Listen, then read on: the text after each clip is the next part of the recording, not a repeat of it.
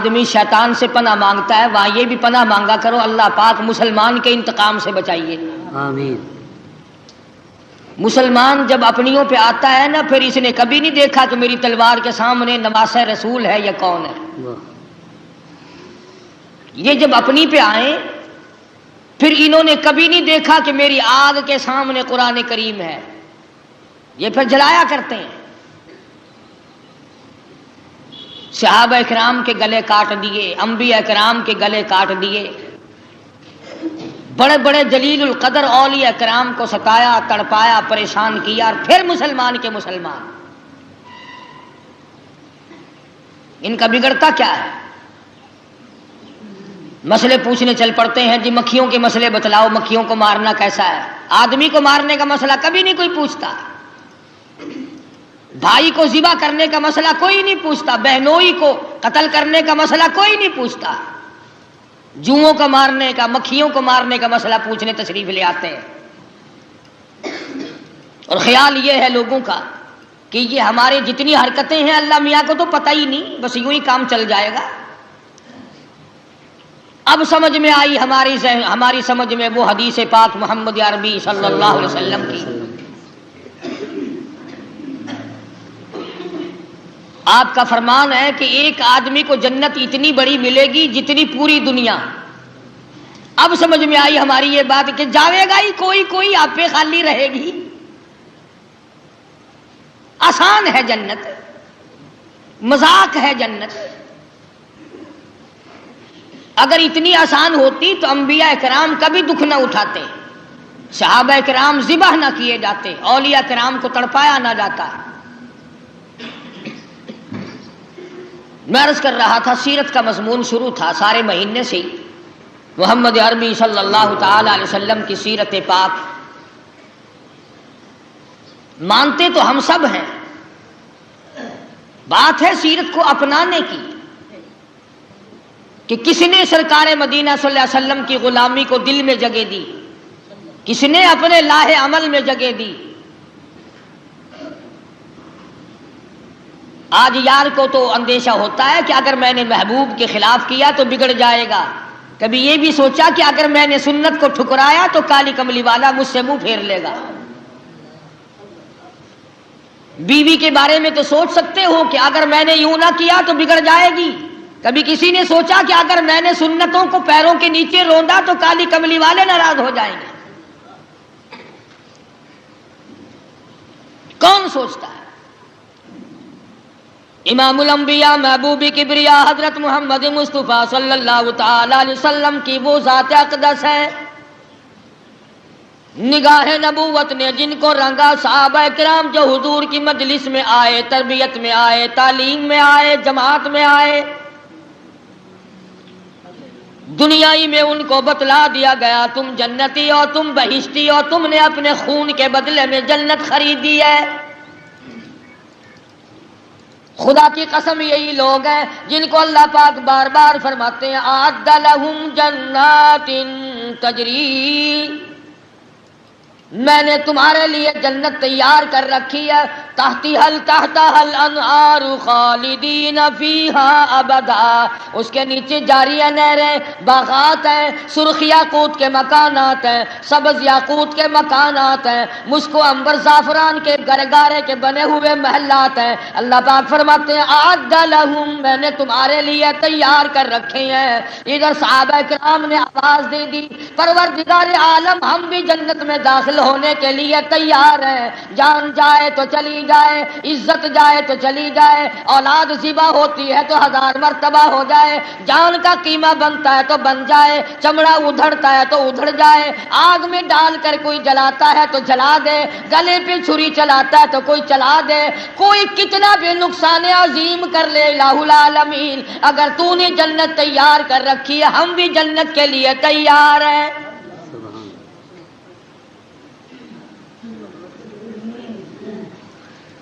تبھی تو کوئی بات تھی کہ ان حضرات کے دل میں عشق اس طرح سے جم گیا تھا کہ ایک ذرہ برابر ادھر ادھر ہونے کے لیے آمادہ نہ تھے۔ محمد عربی صلی اللہ تعالی علیہ وسلم کا زمانہ اقدس ہے، ایک منافق مسلمان اور ایک یہودی کا تلوار پہ جھگڑا ہے. ایک کھلم کھلا یہودی کافر ہے، ایک منافق مسلمان ہے، اوپر سے مسلمان ہے اندر سے بے ایمان ہے. ابھی سارے سوچ رہے ہوں گے بڑا نالائق تھا کہ حضور کی خدمت میں ہو کر کے بھی ایماندار نہ بنا. مدنی کریم صلی اللہ تعالی علیہ وسلم کے ہوتے ہوئے بھی بے شمار منافق تھے. اللہ پاک نے حضور اکرم صلی اللہ علیہ وسلم کو اطلاع دی، اذا جاءک المنافقون قالوا نشهد انک لرسول اللہ. آپ کے پاس بے شمار لوگ آتے ہیں اور آ کے کہتے ہیں آپ اللہ کے رسول ہیں. واللہ یعلم انک لرسول، میں خدا بھی آپ اچھی طرح جانتا ہوں آپ میرے رسول ہیں، میرے محبوب ہیں، میرے پیغمبر ہیں، میرے نبی ہیں. واللہ یشہد ان المنافقین لکاذبون، میں خدا گواہی دیتا ہوں یہ لوگ جھوٹ بولتے ہیں، زبان سے آپ کو مانتے ہیں، دل ان کے پلید ہیں. تلوار پہ جھگڑا ہو گیا. جھگڑا طے کرنے کے لیے، فیصلہ کرانے کے لیے محمد عربی صلی اللہ تعالی علیہ وسلم کی خدمت عالیہ میں حاضر ہو گئے. حضور صلی اللہ علیہ وسلم نے دلائل پوچھے، گواہ معلومات کیے، شاہد پر منگائے، فیصلہ فرما دیا تلوار یہودی کی ہے، منافق کی نہیں.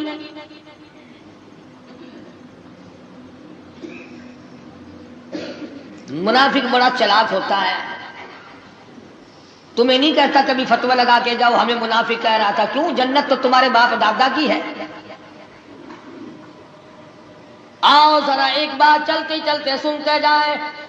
سرکار مدینہ صلی اللہ علیہ وسلم کے دربار سے پوچھے یا رسول اللہ آپ ارشاد فرماؤ منافق کون ہوتا ہے، کیا نشانی ہے، کیا علامتیں ہیں؟ محمد کریم صلی اللہ تعالی علیہ وسلم کی زبان مبارک سے نکلا، اذا حدث کذب، پہلی نشانی منافق کی یہ ہے بات کرے گا تو جھوٹ بولے گا. ہم تو انشاءاللہ بالکل کبھی جھوٹ ساری عمر نہیں بولنا، بالکل جھوٹ بولنا ہم تو جانتے ہی نہیں. جوان جھوٹ نہیں بولتے، بوڑھے جھوٹ نہیں بولتے، افسر جھوٹ نہیں بولتے، پیر مولوی جھوٹ، سارے بالکل پاکیزہ مقدس لوگ ہیں. فرمایا منافق کی پہلی نشانی اذا حدث کذب، جھوٹ بولے گا. اور دوسری نشانی فرمائی اذا وعد، جب وعدہ کرے گا اس کے خلاف کرے گا.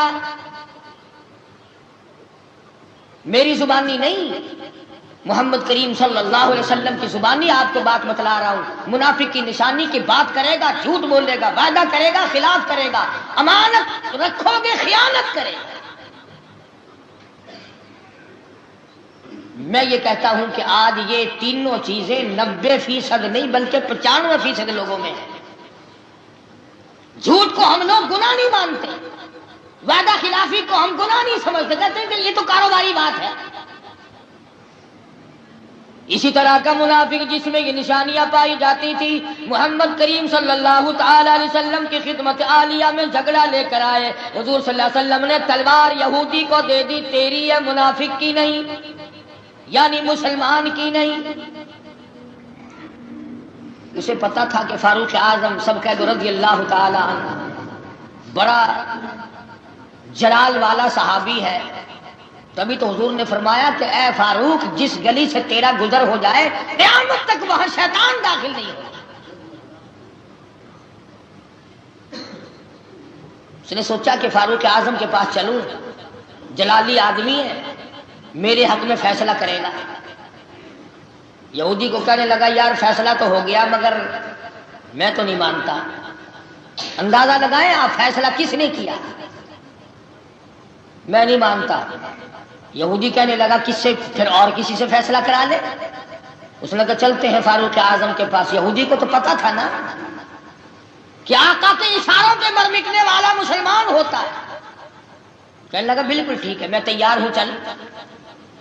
منافقہ کے فاروق اعظم رضی اللہ تعالیٰ عنہ کے دربار میں بیٹھ گیا اور کہنے لگا یار کمال ہو گیا، تمہیں اپنے آدمی کا پاس بھی نہیں، اپنے آدمی کا بھی خیال نہیں کرتے، ہمسائے کا بھی خیال نہیں کرتے، شہر کا بھی خیال نہ کیا، وطن کا بھی خیال نہ کیا، ہم زبان کا خیال نہ کیا۔ میں تمہارے شہر میں رہنے والا، تمہارا ساتھی، کلمہ پڑھنے والا، تمہاری ساتھ کی رہنے والا، عجب تمہارے یہاں انصاف ہے، تلوار میری تھی اس کو مل گئی،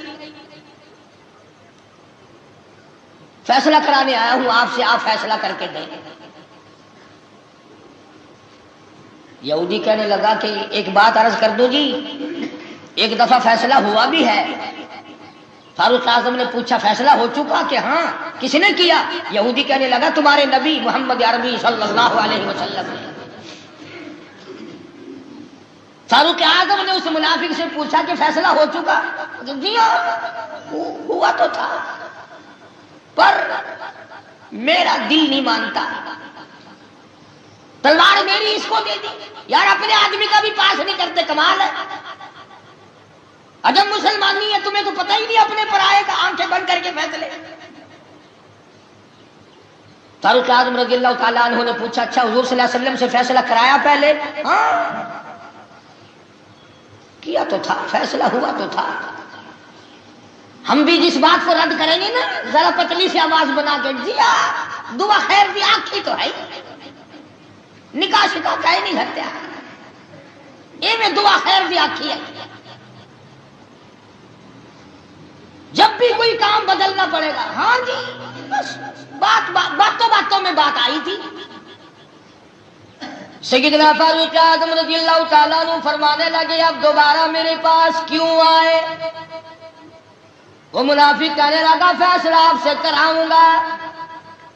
فرمایا اچھا کر دیتا ہوں فیصلہ، تشریف رکھیے۔ اندر تشریف لے گئے، منافق سمجھا کوئی رجسٹر لاویں گے، لکھیں گے، پہلے گواہی لیں گے پھر فیصلہ کریں گے۔ اندر سے تلوار لے کے تشریف لائے، پھر بھی پوچھا، لالچی آدمی کبھی نہیں سمجھا کرتا حالات کو، ہرسی آدمی کو حالات کا اندازہ نہیں ہوا کرتا۔ پھر بھی سیدنا فاروق اعظم رضی اللہ تعالیٰ عنہ نے منافق سے پوچھا کہ فیصلہ کر دوں؟ انہوں نے کہا جی ہاں ماشاءاللہ آپ فیصلہ فرمائیں۔ کہ وہ پہلا فیصلہ تجھے قبول نہیں کہ نہیں؟ میں نہیں مانتا، تلوار ماری گردن ہو جا کے پڑے۔ فرمایا جو کالی کملی والے محمد عربی صلی اللہ تعالی علیہ وسلم کے فیصلے کو نہیں مانتا اور انکار کرتا ہے، پھر اس کے لیے میرے پاس یہ فیصلہ ہے، گردن اڑا دی۔ اب اگلی بات اگر عرض کروں تو کئی ناراض ہو جاؤ گے۔ مدنی کریم صلی اللہ تعالی علیہ وسلم کا مدینے کے منافق نے ایک فیصلہ نہ مانا، اللہ پاک فرماتے ہیں وہ ایماندار نہیں، مومن نہیں، کافر ہے، منافق ہے۔ اور لوگوں اگر مدینے کا باشندہ حضور کا ایک فیصلہ نہ مانے تو وہ کافر منافق بن گیا، گردن اڑانے کے قابل بن گیا۔ میں نے اور آپ نے ساری عمر میں حضور اکرم صلی اللہ علیہ وسلم کا ایک فیصلہ بھی نہ مانا، ہمارا کیا بنے گا؟ اللہ شادیوں کے فیصلے ہم نے نہ مانے، غمی کے فیصلے ہم نے نہ مانے، کاروبار کا فیصلہ ہم نے نہ مانا، حکومت چلانے کا فیصلہ ہم نے نہ مانا، لینے دینے کا فیصلہ ہم نے نہ مانا، چھوٹے بڑوں کے ساتھ سلوک کرنے کا فیصلہ ہم نے نہ مانا۔ جنہوں نے مکمل اسلام کو رد کر دیا ہو، جسوں نے پورے قرآن کو ٹھکرا دیا ہو، ان کا کیا بنے گا؟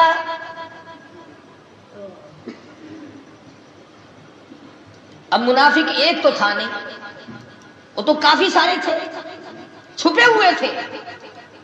سارے منافق کھڑے ہو گئے، دیکھو جی کلمہ پڑھنے والے کو قتل کر دیا، کلمہ گو کو قتل کر دیا، مسلمان کو قتل کر دیا، بے گناہ قتل کر دیا، بے قصور قتل کر دیا، بدلہ دلوایا جائے۔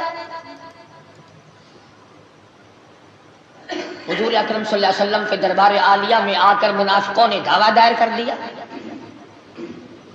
دیکھو جی بالکل بے گناہ، بے خطا، بغیر کسی وجہ، بغیر کسی قصور کے، بس بچارے یوں السلام علیکم کرنے گئے تھے، تلوار لی اور گردن اڑا دی۔ جھگڑا کوئی نہیں، تنازع کوئی نہیں، بات کوئی نہیں، غلطی کوئی نہیں، گردن اڑا دی. آئے مدینے میں بدلہ دلواؤ، قصاص دلواؤ. سرکار مدینہ صلی اللہ تعالی علیہ وسلم نے فاروق اعظم کو بلایا اور بلا کے فرمایا انہوں نے تیرے خلاف دعویٰ دائر کیا ہے کہ تم نے ایک آدمی کو قتل کیا. فاروق اعظم رضی اللہ تعالیٰ عنہ فرمانے لگے حضرت آدمی تو تھا مگر مسلمان نہیں تھا، کافر تھا، وہ منافق تھا، آپ کے فیصلے کا انکار کرتا تھا، میں اور کیا کرتا اس کا. جلالی صحابی بلکہ فرمانے لگے یہ جتنے اب آئے ہوئے بیٹھے ہیں نا، یہ وہی کام آپ کر کے دیکھیں، میں وہی کام سب کا کر دوں گا، میرے آقا کے فیصلے کو ٹھکرا کے دیکھیں گے. غیرت کی بات ہوتی ہے، اہمیت کی بات ہوتی ہے.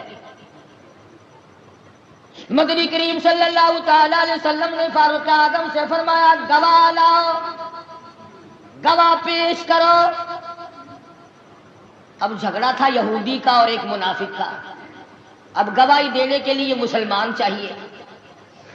فاروق اعظم اتنی غیرت والا آدمی تھا، اتنی فرصت کہاں ملی کہ مدینے سے 4 آدمی بلاتے، ان کے سامنے بات کرتے، پھر تلوار مارتے. جب آدمی غیظ و غضب میں آتا ہے پھر غیرت ایمانی وہ برداشت نہیں کر سکتا.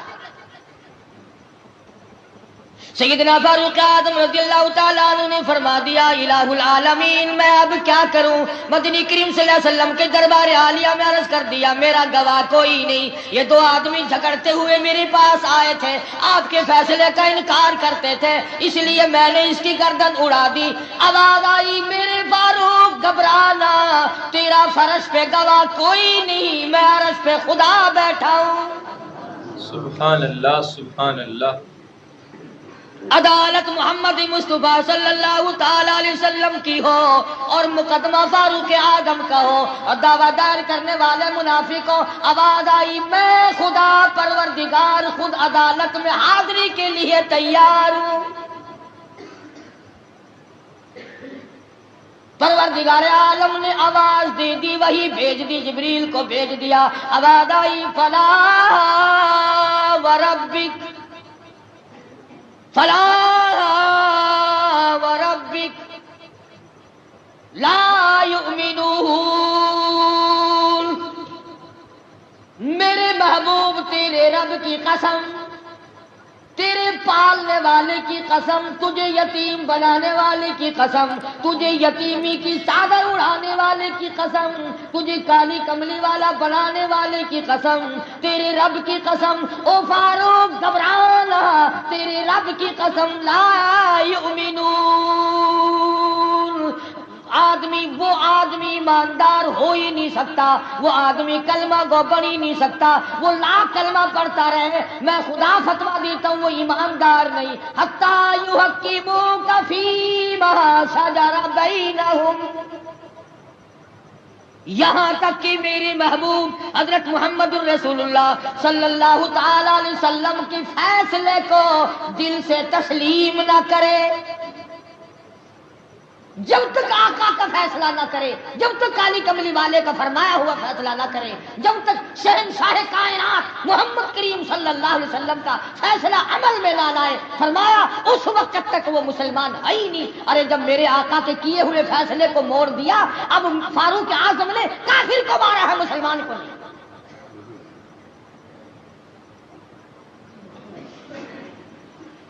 اب آپ اور میں سوچیں کہ ہماری عدالتیں، ہماری پنچایتیں، ہمارے معززین، ہمارے علاقوں کے محلوں کے شہروں کے چیئرمین اور سردار کس قسم کے فیصلے کرتے ہیں.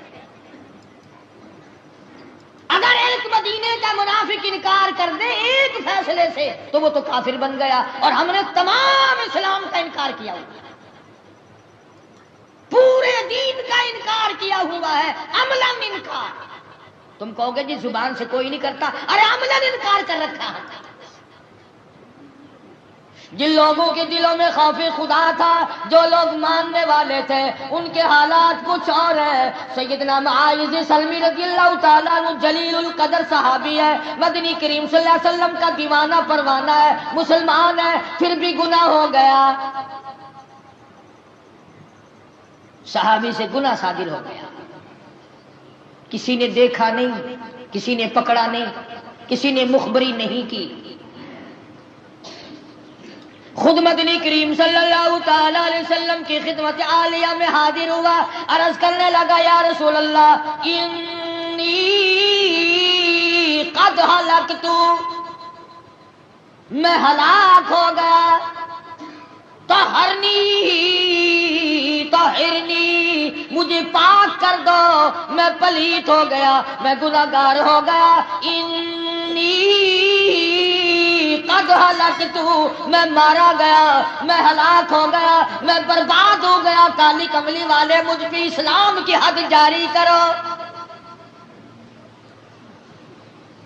حضور اکرم صلی اللہ تعالی علیہ وسلم نے اس کی یہ بات سن کر دوسری طرف منہ پھیر لیا، اس طرف آ کے کھڑا ہو گیا اور یہی کہنے لگا طہرنی، مجھے پاک کر دو، مجھے پاک بنا دو، انی قد ہلکت، میں ہلاک ہو گیا، میں مارا گیا۔ پھر آپ نے اس طرف رخ پھیر لیا، اس طرف چلا آیا اور وہی جملے دہرائے۔ آپ نے فرمایا تو نے خواب دیکھا ہوگا، تیرا خیال ایسے ہو گیا ہوگا۔ عرض کیا نہیں یا رسول اللہ، مجھ سے زنا کا گناہ صادر ہو گیا ہے، مجھ پر حد جاری کرو، میں دنیا میں سزا بھگت لوں، قیامت کی سزا سے بچ جاؤں گا۔ اللہ اکبر، اللہ اکبر۔ وہاں کی سزا مجھے برباد کر دے گی، میں مارا جاؤں گا۔ مدنی کریم صلی اللہ علیہ وسلم نے بڑی تفتیش کے بعد، تحقیق کے بعد حکم دیا کہ اسے سنسار کرو۔ باہر لے گئے، مدینے سے باہر زمین میں گاڑ کر پتھر مارنے شروع، زمین پتھر مارنے لگے، ماعز بھاگ نکلے، کپڑے پہ گر گئی، مارنے والے کے کپڑے پر خون کی دھار پڑ گئی۔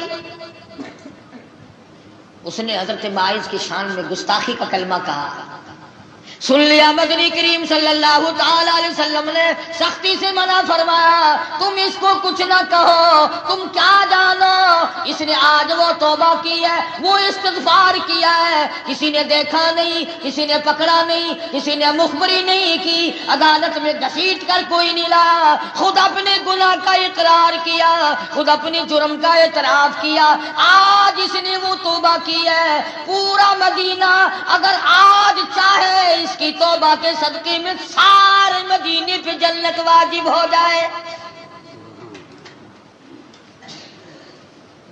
12,000 سے زیادہ تعداد ہے، فرمایا تمام کے تمام اس کی دعا کے صدقے میں جنت کی بنتے۔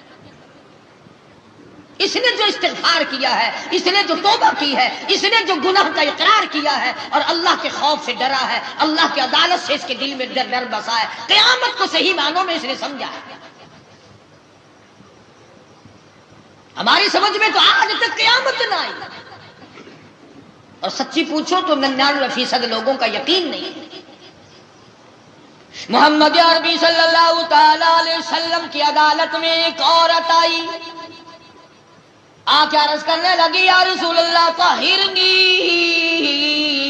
مجھے پاک کر دو، مجھے پاک بنا دو، مجھ سے گناہ ہو گیا ہے، میں گناہ کر بیٹھی، بے خبری میں کر بیٹھی، مجھ سے گناہ ہو گیا، کسی نے دیکھا نہیں، کسی نے پکڑا نہیں، میں ڈرتی ہوں، انی اخاف اللہ رب العالمین، میں اللہ کے خوف سے ڈرتی ہوں،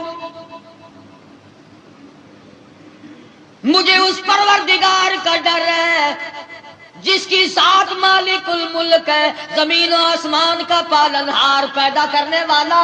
ڈرتی ہوں قیامت میں اگر وہ بگڑ گیا، اگر وہ ناراض ہو گیا، میرا ٹھکانہ کہاں بنے گا۔ انی قد ہلکت، میں ہلاک ہو گئی، برباد ہو گئی، مجھے پاک بنا۔ آپ صلی اللہ علیہ وسلم نے فرمایا تجھے پیٹ ہے، تجھے ماریں گے، سنسار کرنا پڑے گا، وہ بھی ضائع ہو جائے گا، مر جائے گا۔ میں محمد عربی صلی اللہ علیہ وسلم اپنے ذمے دوہرا خون کیوں لوں؟ گناہ تجھ سے ہوا، گناہ تو نے کیا۔ جو بچہ تیرے پیٹ میں ہے اس کی تو کوئی خطا نہیں، کوئی گناہ نہیں، اس کا قتل میں اپنے سر کیوں لوں؟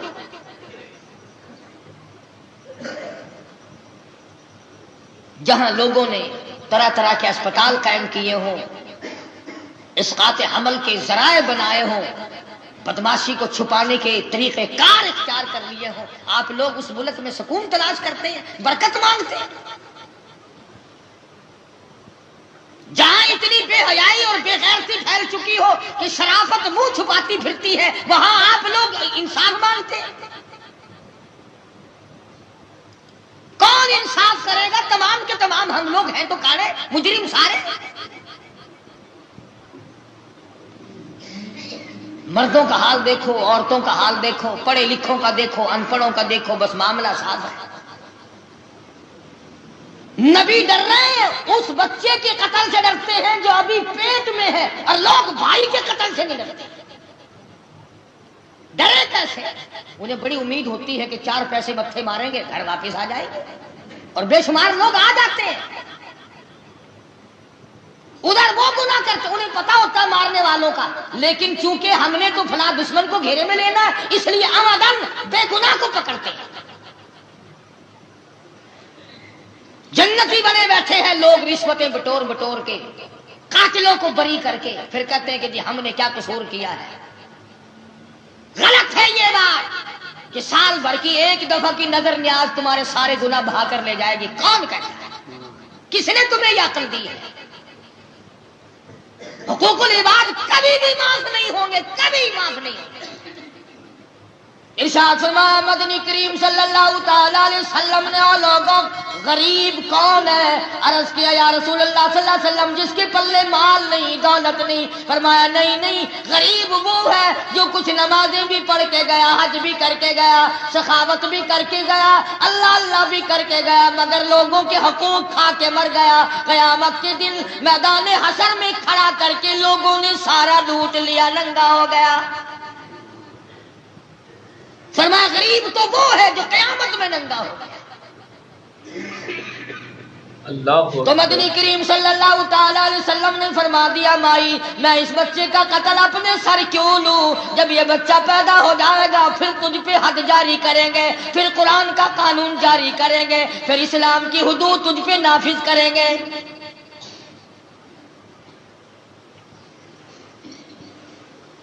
چلی گئی بیچاری روتی ہوئی، اس کے پیچھے کوئی دائی نہیں لگائی کہ پتہ رکھنا جب بچہ پیدا ہو جائے تو اسے پکڑ کے پھر ماریں گے، سزا دیں گے اسلام کی۔ اندازہ لگاؤ خوف خدا کا، اللہ کی عدالت کا کتنا ڈر ہے۔ ادھر بچہ پیدا ہوا جھولی میں لے کر اپنے لگتے جگر کو مدنی کریم صلی اللہ علیہ وسلم کے دربار عالیہ میں آ پہنچی، عرض کرنے لگی کالی کملی والے یہ بچہ پیدا ہو گیا، اب مجھ پر اسلام کی حد جاری کرو۔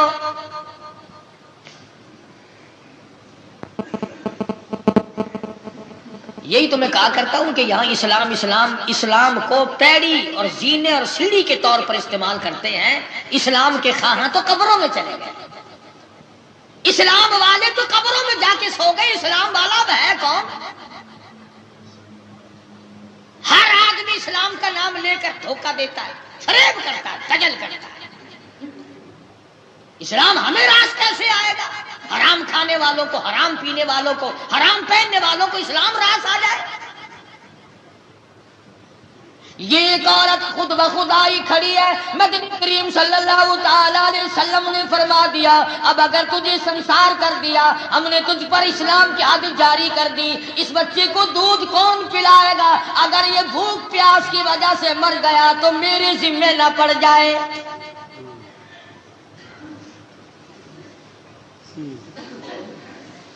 نبی ڈرتے ہیں، امتی نہیں ڈرتا، اکڑا ہوا پھرتا امتی۔ 20 سال ہو گئے کھاتے، 25 سال ہو گئے لوٹتے، پیٹ نہیں بھرتا، دل و دماغ نہیں بھرتا، ایک کوٹھی میں گزارا نہیں ہوتا، ایک بنگلے میں گزارا نہیں ہوتا۔ عورت روتی ہوئی چلی گئی، بچے کو ساتھ لے گئی، साल 1.5 साल के बाद उंगली पकड़ कर बच्चे को साथ लेके आई है, उसके हाथ में रोटी का टुकड़ा दे के लाई है। अर्ज करने लगी या रसूल अल्लाह, अब तो ये रोटी खाने लगा, देख लो हाथ में लिए हुए है। और मेरे आका, अब ये मेरे मनहूस कदम इस अल्लाह की जमीन पे नहीं पड़ने चाहिए।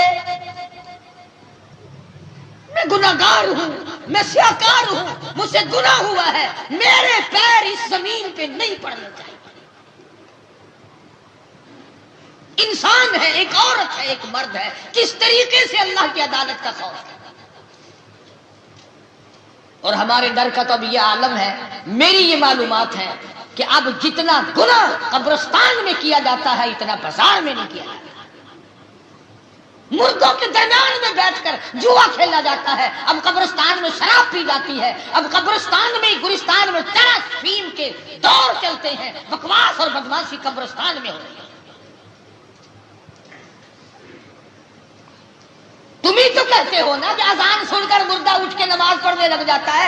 इन बदमाशों का भी ये यकीन है कि मुर्दे अब उठ नहीं सकते, इनका भी ये यकीन है, इसीलिए तो वहां बदमाशियां करते हैं। मदनी करीम सल्लल्लाहु ताला अलैहि वसल्लम की खिदमत आलिया में हाजिर हुई खड़ी है और कहती है, इन्नी कद हलकतु, मैं हलाक हो गई, मैं बर्बाद हो गई, मैं मारी गई। और मेरे परवरदिगार, तेरे महबूब को चाहिए मुझ पे हुदूद इस्लामी का इजरा करे, मुझ पर कुरान के हुदूद जारी करो। आज के मुसलमान को ये पता भी है कि कुरान में हुदूद भी हैं। नहीं, कुरान तो सिर्फ इसलिए है जब कोई मर जाए, पढ़ पढ़ के मुर्दों को बख्श दो, जन्नत में जा घुसे। आज मेरे तेरे नजदीक कुरान करीम ताजीरात की किताब नहीं, दस्तूर की किताब नहीं, आईन की किताब नहीं, ज़ाब्ता हयात नहीं, ज़ाब्ता अखलाक नहीं, बरकत वाली किताब है। जब कोई मर जाए, पढ़ पढ़ कर मुर्दों को बख्शते रहो।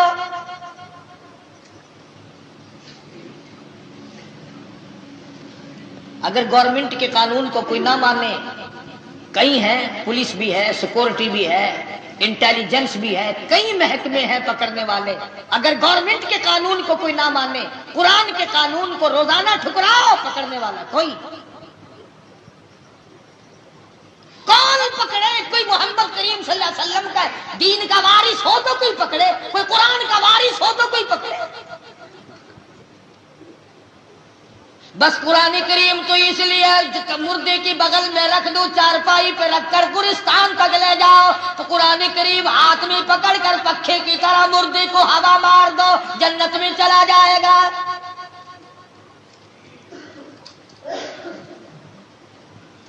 इधर ये कहती है, ताहिरनी, पाक कर दो मुझे, मुझ पर कुरान का कानून चलाओ, मुझ पर इस्लाम की हुदूद नाफिज करो, मेरा गुनाह माफ हो जाएगा, क़यामत के दिन में बच जाऊंगी, परवरदिगार आलम के अजाब से मेरी निजात हो जाएगी। इन्नी अखाफुल्लाह, मुझे तो उस परवरदिगार से डर लगता है, मैं उस मालिक से डरती हूँ। मदनी करीम सल्लल्लाहु अलैहि वसल्लम ने हुक्म दिया, हद जारी की गई। आप सल्लल्लाहु अलैहि वसल्लम ने फरमाया कि जितनी ये औरत डरी है, अगर इसके डर को पूरी दुनिया उस वक्त की जो थी, पूरी दुनिया के मुसलमानों की तौबा बनाया जाए तो सब जन्नती हो जाए। आज तो कोई अपना गुनाह मानने को तैयार नहीं। मैंने उस जुमे में भी कहा था कि जब कोई परेशानी आती है, मैं भी आप में शामिल हूं, हम कहते हैं या अल्लाह कौन सा गुनाह हो गया, केड़ा गुनाह मेरे को, यानी गुनाहगार तो हम हैं ही नहीं। अल्लाह से पूछते कौन सा गुनाह हो गया, और वो सांस कौन सा आया जिसमें तूने गुनाह ना किया, वो लुकमा तेरे पेट में कौन सा गया जो बगैर गुनाह के था, वो पानी का घूंट पेट में तेरा कौन सा गया जो तूने गुनाह के साथ नहीं उतारा। अमीर गरीब ने आंखें बंद कर रखी हैं, इस्लाम के साथ मजाक हो रहा है, उम्मीद लगा रखी है, ओ जी अल्लाह पाक आखिर जन्नत देगा ही। अच्छा, کیونکہ آخرکار جنت اللہ پاک دے گا. کیوں؟ اللہ میاں کے گلے میں تم پڑے ہوئے ہو، اللہ میاں کا کچھ بگاڑ دو گے جو آخر وہ دیے بغیر گزارا ہی نہیں. یہ ساری باتیں آخرت کی ہے. اگر تم پوچھ سکتے ہو تو اپنے باپ دادا سے کی قبر پہ کھڑے ہو کے جا کے پوچھ کے آؤ تمہارا حال کیا ہے. اللہ. یہ ملتان شہر کے چاروں طرف اتنے بڑے بڑے گلستان قبرستان پڑے ہیں. چکر لگاؤ، حالات کا اندازہ لگاؤ، معلومات کر کے آؤ کیا بنی ہوئی ہے، کیا حالات ہیں. قرآن کریم نے للکار کر آواز دی، وجوہ یومئذ ناظرۃ الی ربھا ناظرہ. وہ لوگ اللہ کے سامنے لائے جائیں گے جن کے وضو کی وجہ سے اعضاء چمک رہے ہوں گے، چہرے بھی چمکتے ہوں گے. ووجوہ یومئذ باسرۃ تظن ان یفعل بها فاقرہ کلا اذا بلغت التراقی وقیل من راق سبحان اللہ. وظن انه الفراق. قرآن کریم کہتا ہے پوچھو تو صحیح کہ دم نکلا کیسے تھا، کس طرح سانس رکا تھا. ایک مرنے والے سے کسی نے پوچھا کہ کیسے سانس آ رہا ہے، کہنے لگا ایسا معلوم ہوتا ہے کہ ہزاروں ڈھنگریوں کے اوپر سے کوئی کپڑا گھسیٹا جا رہا ہو، یوں مجھے سانس آ رہا ہے. نامعلوم کس حالت میں موت آئے گی. کردار کا اندازہ لگا، اپنی مثل کا معائنہ کر، اپنے ریکارڈ کو چیک کر. سارا دن بکواس کرتے ہیں، ساری رات بکواس میں کٹ جاتی ہے. درود شریف کی توفیق نہیں، استغفار کی توفیق نہیں، قرآن کریم کی توفیق نہیں. وہ صبح اٹھ کر جو عبادت ہوتی ہے تو وہ بھی ڈھول ڈپڑے کی. ہاں وہ بڑے بھی آواز لگاتے ہیں پوتے کو، بیٹا قوالی لگا لے صبح کا وقت ہے. سبحان اللہ. عبادت ہے تو کیسی ہو دیکھو نا. سرکار مدینہ کا امتی ہے، حضور کا غلام ہے، جنت کا ٹھیکیدار ہے. صبح اٹھتے ہی بڑے میاں کے کان میں جب تک سرنگی کی آواز نہ پڑے بڑے میاں کو چین نہیں آتی. دبڑک دبڑک دبڑک دبڑک بڑے میاں اچھلتے ہیں، سبحان اللہ نیکی ہو رہی ہے. جس چیز پہ تیرے نبی نے لعنت بھیجی، جس چیز پہ تیرے نبی نے پھٹکار کی، جس چیز کے بارے میں تیرے نبی نے فرمایا جب لوگ گانے بجانے کے عادی ہو جائیں گے، میرا نہیں میرے تیرے نبی کا فرمان ہے، فرمایا جب لوگ گانے بجانے کے عادی ہو جائیں، مزاج بن جائیں، پھر وہ قوم زمین پہ بسنے کے قابل نہیں رہے گی، زمین میں دس جانے کے قابل. زمین میں دس جانے کے قابل.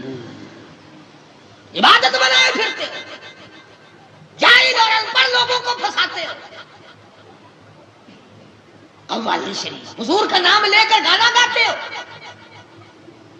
پاکیزہ نام جو عرش عظیم اٹھانے والے فرشتے بھی جس ذات کا نام عدم سے لیتے ہو، باوضو لیتے ہو، ہر وقت احترام سے لیتے ہو، تم اس نبی کے نام کو ڈھولک پہ بجاتے ہو. بہانہ بنا رکھا ہے، فلانے تو مانتے نہیں. اور بزرگان دین پہ الزام ہے کہ جو چشتیہ خاندان کے بزرگ قوالی سنا کرتے تھے، وہ پگلے نعت خوانی تھی. سرکار دو عالم صلی اللہ علیہ وسلم کی تعریف کرتے تھے، شعراء شاعر لوگ تعریف کرتے تھے، ثنا خوانی کرتے تھے، مدح سرائی کرتے تھے، سننے والے لوگ بے ہوش ہو جایا کرتے تھے. آج شراب پی کر کے تو قوالی کرتے ہیں، سننے والے بدماشی کرتے ہیں، اللہ اللہ خیر صلی اللہ. اور پھر قوالی بھی کیسی، میں شرابی میں شرابی میں شرابی. وہ پڑا دفعہ ہو کے پی لیا، جب کوئی شرابی ہے تو ہم کیا کریں یار. مر دفعہ ہو کے ایک طرف، یعنی ایک گناہ کرنا اور ایک اعلان کرنا میں شرابی. تو بھی آ کے پی کے دیکھ لے میں شرابی. ہے کوئی بات پاگل کو. یہ جتنے بسوں کے ڈرائیور ہیں نا صبح صبح کا اور یہ قوالی لگانا گانا مت لگانا، ان کے خیال میں قوالی قرآن کی تلاوت ہے. درود شریف پڑھتے ہوئے پھانسی لگتی ہے، بس شروع کرو، جب چلاؤ پیر رکھو. درود پاک پڑھتے ہوئے پھانسی لگتی ہے، استغفار پڑھتے ہوئے پھانسی آتی ہے. قرآن کریم سورت ملک سورت یاسین کی تلاوت کرتے ہوئے تکلیف ہوتی ہے. سرنگیوں میں برکت تلاش کرتے ہو، ڈھپڑوں میں، ڈھول اور ہارمونیم اور طبلے میں برکت۔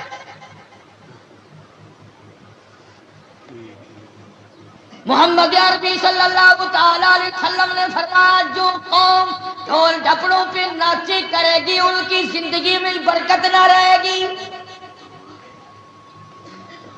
پھر سکون اٹھ جائے گا، پھر ماں باپ کا ادب اٹھ جائے گا۔ اب دیکھ لو کتنا کا ادب ہو رہا ہے، کتنا کا احترام ہو رہا ہے۔ وہ ایک آدمی سنا ہے کہ اپنے باپ کو مارنے لگا، کوئی بدبخت ایسا ہی پیدا ہو گیا ہوگا نا، تو کسی نے کہا او کمینے او بدبخت یہ تیرا باپ ہے، تیرے لیے کعبہ ہے، مارا نہیں کرتے۔ تو کہنے لگا کعبے کی دیوار ڈنگی ہو گئی ہے، سیدھی نہ کرو۔ یہاں تک لوگ پہنچ گئے۔ انتظار کرو عذاب الہی کا، ٹھوک کے بھو موت آئے گی، ٹھوک کے۔ توبہ کرو، استغفار کرو، اللہ پاک برے وقت سے بچائے۔ عرض یہ کر رہا تھا کہ صحابہ کرام کی زندگیاں اٹھاؤ، خوف دیکھو، ڈر دیکھو، ان کا اقرار دیکھو، اعتراف دیکھو، غلامی دیکھو، اس کا نام ہے غلامی۔ عورت خود چل چل کر آتی ہے اور کہتی ہے یا رسول اللہ یہ میرے قدم اس زمین پہ نہیں پڑنے چاہیے، میں گناہگار ہوں، خدا کی زمین پاک ہے۔ یہ ہمارے ملک کے دولت مند کبھی سوچتے ہیں کہ یہ خدا کی زمین پاک ہے، اس پہ شراب نہ پئیں، اس پہ جوا نہ کھیلیں، اس پہ حرام زدگی نہ کریں، اس پہ بدماشی نہ کریں، اس پہ بیٹھ کر رشوت نہ بٹوریں، کبھی سوچتے ہیں؟ میں عرض کر رہا تھا کہ جو آدمی ایک حضور کے فیصلے کو نہ مانے صلی اللہ علیہ وسلم تو وہ تو صحابہ کی نگاہوں میں کافر ہے۔ اور لوگوں میں تو کسی کو کافر نہیں بناتا، جنہوں نے پورے دین کو ٹھکرا دیا ہو، جنہوں نے پورے قرآن کو ٹھپ کے رکھ دیا ہو، جنہوں نے پورے دین اور اسلام کو گھر سے دھکا دے کر نکال دیا ہو، ان کے بارے میں غور کرو کہ وہ لوگ کون آج مر رہے ہیں، کن لوگوں کے دم نکل رہے ہیں، یہ جنازے کن کے ہو رہے ہیں، یہ قبرستان میں کون جا رہا ہے۔ جب یہ بات سمجھ میں آئے گی انشاءاللہ پھر کچھ نہ کچھ توفیق ہوگی۔ جو کرو گے اپنے لیے کرو گے، کسی پر کوئی احسان نہیں کرے گا۔ اپنا حساب، اپنی خبر، اپنی موت اور اپنی جان، اپنی قیامت اور اپنا معاملہ، ہر آدمی اپنے اوپر غور کرے۔ اللہ پاک عمل کی توفیق عطا فرمائے۔ پچھلے جمعے کراچی تھا، بیان ہوا، اس کا نام رکھا ہے عشق رسول صلی اللہ علیہ وسلم کی حقیقت۔ کراچی کا پچھلا جمعہ، باہر دروازے پہ کیسٹ موجود ہے۔ اسی طرح سے مولانا محمد علی صاحب جلندری رحمۃ اللہ علیہ کی بڑے اللہ والے شیر سے سن 65 کی جیل ان کی ہوئی تقریر ہے حضرت جلندری مرحوم کی، 2 کیسٹوں میں ہے، قاضی صاحب کی بھی ہے